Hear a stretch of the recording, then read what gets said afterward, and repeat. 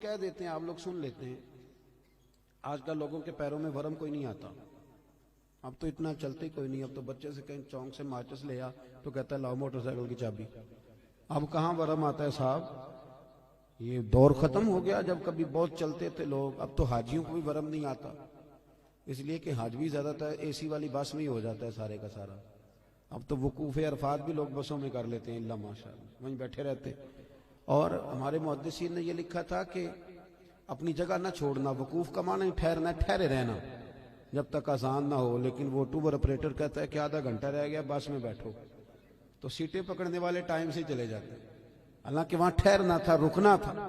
اب کہاں لوگ چلتے ہیں. حج میں بھی پیروں میں ورم نہیں آتا, کہیں بھی چھالا نہیں بنتا, کہیں بھی نہیں ٹوٹتا. آپ نے کہیں سنا ہو تو سنا ہو, میں نے اپنی زندگی میں نہیں سنا کہ کسی کے پیر میں ورم آ گیا چل کے یا کوئی کام کر کے یا کوئی مشقت کر کے. پر بخاری میں نے پڑھا ہے کہ سیدہ عائشہ صدیقہ رضی اللہ تعالیٰ عنہ فرماتی ہیں کہ اللہ کے رسول اتنا لمبا قیام کرتے تھے, اتنا لمبا قیام کرتے تھے کہ قدموں میں ورم آ جاتا تھا. قدم مبارک یہ والی سنت کب ادا کرنی ہے, اس پہ کب چلنا ہے. قدموں میں ورم آ جاتا. اور جناب عائشہ صدیقہ کہتی ہیں حضور ایک ہی رکعت ایک ہی آیت بار بار پڑھتے اور ساری رات بیت گئی. یہ صحیح مسلم میں موجود, ساری رات گزر گئی نماز پڑھتے. صبح میں نے عرض کی یا رسول اللہ صلی اللہ علیہ وسلم آپ کے صدقے اللہ اگلوں پچھلوں کو بخشے گا, تو آپ اتنی مشقت کیوں کرتے ہیں. اللہ نے آپ کو حبیب بنایا ہے, امام الانبیاء بنایا ہے, سید الرسل بنایا ہے, اتنی مشقت. تو حضور نے فرمایا افلا اکون عبدا شکورا. عائشہ تو نے بتایا نا کہ اللہ نے مجھے بڑی نعمتیں دی ہیں, تو بتا میں اپنے رب کا شکر گزار بندہ نہ بنوں. ہم نے کب بننا ہے جی شکر گزار بندہ. اور ایک بات اور ذہن میں رکھیں, جب بندہ روحانی زندگی اپنی مفلوج کر بیٹھتا ہے نا, اس کی توجہ نہیں نہ نفل سے, نہ ذکر سے, نہ عبادت سے. بڑے میری طرح کے سیانے بندے کو آپ بٹھائیں حجرے میں, اسے کہیں آج کل کون کون مولوی خراب چل رہا ہے, تو 1500-2000 مولویوں کے وہ نام بتا دے گا. آپ کون کون سی جماعتوں میں کیا کیا خامیاں معاذ اللہ ساری گنوا دے گا. توجہ ہے میری بات پر. اور جب عصر کی نماز کا ٹائم ہو جائے گا نا میٹنگ کے اندر, تو امام صاحب کہیں گے بھی نماز کا ٹائم ہو گیا, تو ان میں نا 75% لوگوں کو کام یاد آ جائے گا. کچھ ہوں گے اس میں سے 50% جو کہیں گے اسی محلے والی مسیتیں پڑھنی جا کے, باقیوں کا کام. اور آپ تسبیح دے دیں کہ زیادہ نہیں, صرف 5 تسبیح درود شریف کی پڑھو. نہیں پڑھ پاتے. کیوں نہیں دل لگتا ہمارا مصلی سے, کیوں نہیں توجہ جاتی ہماری. کدھر گیا وہ ہمارا ذوق شوق, وہ کدھر گئی ہماری توانائی. رسول کریم صلی اللہ تعالیٰ علیہ وآلہ وسلم نے نا حضرت عبداللہ ابن مسعود رضی اللہ تعالیٰ عنہ کو بلا کے فرمایا مجھے قرآن سناؤ. اور حضرت ابی بن کعب کو جا کے کہا کہ میں تجھے سنانے آیا. نبی کریم صلی اللہ علیہ وسلم کسی سے سنتے, کسی کو سناتے, یہ ذوق رکھتے, تلاوت کا ذوق. حضرت ابو سعید خدری رضی اللہ تعالیٰ عنہ تلاوت کر رہے تھے, حضور تشریف لے. اور میرے بھائی یہ بھی سنت ہے میرے نبی پاک کی, کسی سے قرآن پاک سننا, یہ بھی رسول پاک کی. اب آپ تھوڑے ڈھیلے ڈھیلے پڑ گئے. یہ کون سا ہلکا ہلکا ایسے ایسے کر رہے ہیں آپ بھائی, یہ بھی عنوان ہے, یہ بھی حضور کی سنت ہے. میں تو ترس ہی گیا ہوں. ابھی قاری صاحب نے قرآن شریف پڑھا ہے, ترجمہ بتایا ہے. نعت ہمارا ایمان ہے, نعت میں ہماری جان ہے, بغیر نعت کے ہم بچ ہی نہیں سکتے. اور میرا سوال یہ ہے کہ پرچیاں آتی ہیں, رکے آتے ہیں نعت خانوں کو کہ یہ بھی نعت سنائیں. قاری صاحب کو روکا کیوں نہیں آیا کہ فلانی صورت بھی سنائیں. آج تک نہیں آیا کسی قاری صاحب کو روکا کہ جناب سورہ کوثر پڑھیں, یہ بھی تو حضور کی نعت ہے نا.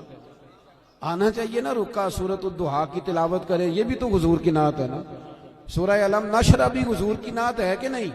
سورہ یاسین, سورہ محمد, یہ ساری حضور کی, پورا قرآن ہی نبی پاک کی تعریف. کیوں نہیں رکے بھیجتے, کیوں نہیں توجہ جاتی. حضرت ابو سعید خدری فرماتے ہیں میں قرآن شریف پڑھ رہا تھا, توجہ ہے میری بات پر. فرماتے ہیں میں قرآن پاک پڑھ رہا تھا, مجھے کیا پتا کہ حضور بھی میری تلاوت سن رہے تھے. میں تو پڑھ رہا تھا اپنی موج میں. کہتے ہیں سرکار سنتے رہے, پھر تشریف لے گئے. تھوڑی ایکو کم کریں جی اس کی. کہتے ہیں جب میں حاضر بارگاہ ہوا تو حضور نے فرمایا ابو سعید آج میں نے سنا ہے تو نے بڑا ہی سونا پڑھا ہے,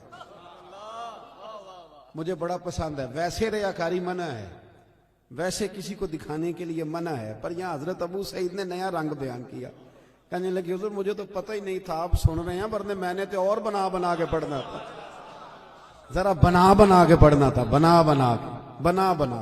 مجھے بات یاد آ گئی، حضرت ابو سعید خدری، یہ شاگرد جو ہے نا کسی کے بھی، میرے بھی ہیں کچھ شاگرد محفل میں، پر آج کل شاگردوں کے لیے دعا بڑی کرنی پڑتی ہے، کیونکہ وہ قول پہ عمل کم ہی کرتے ہیں، دعا ہی ہے ان کو لگ جائے تو اللہ ماشاءاللہ۔ تو حضرت ابو سعید خدری رضی اللہ تعالیٰ عنہ، یہ شاگرد ذرا توجہ کریں، شاگرد ذرا خیال فرمائیں۔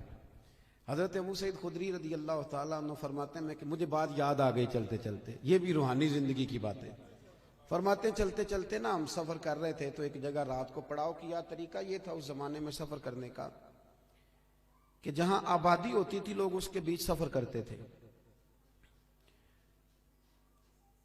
اس کے وہاں آرام کرتے تھے، اور جنگل ہوتا تھا وہاں سفر کرتے رہتے تھے۔ کئی دفعہ زیادہ رات کو بھی جا کے کوئی آبادی نظر آتی تو کوشش کرتے تھے کہ پڑاؤ آبادی میں کریں رات کا، تاکہ کوئی درندے وغیرہ تنگ نہ کریں۔ کہتے ہیں قبیلے کے پاس ایک گاؤں میں ہم نے پڑاؤ کیا تو بھوک بھی بڑی تھی، پیاس بھی بڑی تھی۔ قبیلے والوں سے کہا یار پانی پلا دو، کوئی کھانے پینے کی چیز دے دو۔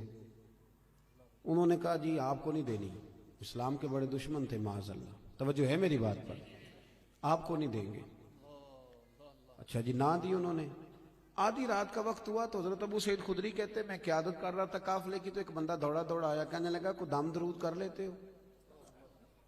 اب تو یہ کام بڑا آسان ہے نا، تو اس کاروبار پہ آپ کو پتہ ہے انویسٹمنٹ ہی کوئی نہیں ہوتی، نفع ہی نفع ہے، جتنا مرضی کما لے۔ کوئی دم درود کر لیتے ہو؟ تو حضرت ابو سعید خدری کہنے لگے میں نے کہا کر لیتے ہیں۔ کہنے لگے چلو، پھر ہمارے سردار کو بچھو لڑ گیا۔ یہ روایت یہ حدیث بخاری میں بھی موجود ہے اپنی اصل کے لحاظ، اور باقی بھی بہت ساری کتب حدیث میں پائی جاتی ہے، روایات کے الفاظ کے اختلاف کے ساتھ۔ حضرت ابو سعید خدری رضی اللہ تعالیٰ عنہ فرماتے ہیں میں نے ان سے کہا بھائی کیا ہوا؟ کہنے لگے بچھو لڑ گیا۔ ایک روایت یہ کہ سردار کو، ایک یہ کہ سردار کی بیٹی کو۔ تو جناب ابو سعید خدری سے کہنے لگے دم کر دو کیا؟ فرمانے لگے دم تو کر دوں گا پر پیسے لگیں گے، تم نے جو کہا تھا کہ تمہیں روٹی نہیں دینی، تو جو اس طرح کا ہو اس سے تو کر لینا چاہیے نا۔ اب اس سے کوئی تقریر کے پیسے طے کرنے کی دلیل نہ پکڑ لے، نعت خواں کو پکڑ لے۔ میں جہاں بات سنا رہا ہوں اس کو وہی رہنے دینا، کیونکہ ہم اپنی مرضی کی بھی استدلال کرتے ہیں نا۔ حضرت ابو سعید خدری کہنے لگے میاں پیسے لگیں گے۔ اب بندہ جب الجھ جاتا ہے تو پھر سارے پیسے دیتا ہے۔ اب وہ الجھے ہوئے تھے، پھنسے ہوئے تھے، کیا کرتے؟ کہنے لگے جتنے مرضی لینا، ساتھ تو چلو۔ حضرت ابو سعید خدری رضی اللہ تعالیٰ عنہ فرماتے میں ساتھ گیا، میں نے کچھ پڑھ کے پھونکا، شفا اللہ نے دے دی، شفا اللہ نے دے دی۔ وہ کہنے لگے جی بتائیں کیا لیں گے؟ میں نے کہا پہلے میرے سارے قافلے کو روٹی کھلاؤ، اور پھر 40 بکریاں لوں گا ایک دم کرنے کی۔ اے ریٹ ویکھیا جو ذرا، کتنی بکریاں؟ اللہ آپ کو جزائے خیر عطا فرمائے، اللہ آپ کو برکت دے۔ میں نے کہا پہلے کہہ جو اس سے کوئی دلیل نہ پکڑ دے۔ اب حدیث آ گئی ہے تو عرض تو کرنی ہے نا۔ حضرت ابو سعید خدری کہتے ہیں کہ روٹی بھی کھائی، پانی بھی لیا، 40 بکریاں بھی لی۔ اب صحابہ میں اختلاف ہو گیا، کچھ کہنے لگے لینی چاہیے تھی، کچھ کہنے لگے نہیں لینی چاہیے تھی۔ رائے کا اختلاف صحابہ میں بھی۔ ہمارے ہاں مصیبت یہ ہے کہ رائے کے اختلاف کو مخالفت بنا لیا جاتا ہے۔ اہل حق کے اندر جو اختلاف ہوتا ہے وہ تو رحمت ہوتا ہے، لیکن جرت نہیں کسی کی کہ ہماری رائے کے خلاف کو بندہ رائے، ہم تو اڑے ہوئے ہیں، بڑی بڑی چھوٹی چیزوں پہ اڑ جاتے ہیں۔ بہرحال اختلاف ہو گیا کہ لینی چاہیے تھی کہ نہیں لینی چاہیے تھی۔ اب جب بحث ہونے لگی تو حضرت ابو سعید خدری کہنے لگے یار کیوں بحث کرتے، چپ کر کے سو جاؤ، یہ چند فرلانگ پہ مدینہ رہ گئے، سویرے اس بعد یہ نور میں داخل ہو جائیں گے، سرکار کی بارگاہ میں عرض کریں گے اگر تو حضور نے کہا نہ لینی چاہیے تھی تو پھر تو موج لگ گئی، اور اگر کہا نہیں لینی چاہیے تھی تو بکریاں واپس چھوڑ جائیں گے، کھانے کے پیسے دے جائیں گے، مسئلہ کیا ہے، سو جاؤ۔ حضرت ابو سعید خدری کہتے ہیں سویرے پہنچے حضور کی بارگاہ میں، اور جا کر کے نا تو میں نے ساری تفصیل عرض کی۔ کہتے جب میں سنا رہا تھا تو حضور مسکرا رہے تھے، اور اتنا مسکرا رہے تھے کہ دانتوں سے نور نکل نکل کے مسجد کی دیواریں روشن کر رہا تھا۔ حضور مسکرا کے سرکار فرمانے لگے ابو سعید مزہ بڑھایا تیری بات کا، بتا پڑا کیا تھا؟ وہ جو اس کو آرام آ گیا تو پڑھا کیا تھا؟ میں نے کہا سونیا کیا پڑھنا تھا؟ آپ نے ایک دفعہ فرمایا تھا سورہ فاتحہ میں شفا ہے، تو میں نے پڑھ کے پھونک دی، آپ نے سکھایا تھا، بتایا تھا، پھونک دی، اللہ نے شفا دے دی۔ تو حضور فرمانے لگے سورۃ فاتحہ میں نے سکھائی تھی نا حضور، آپ نے فرمایا پھر 20 بکریاں میری 20 تمہاری، پھر آدھی میری ہے آدھی تمہاری ہے، لاؤ ادھر رکھو۔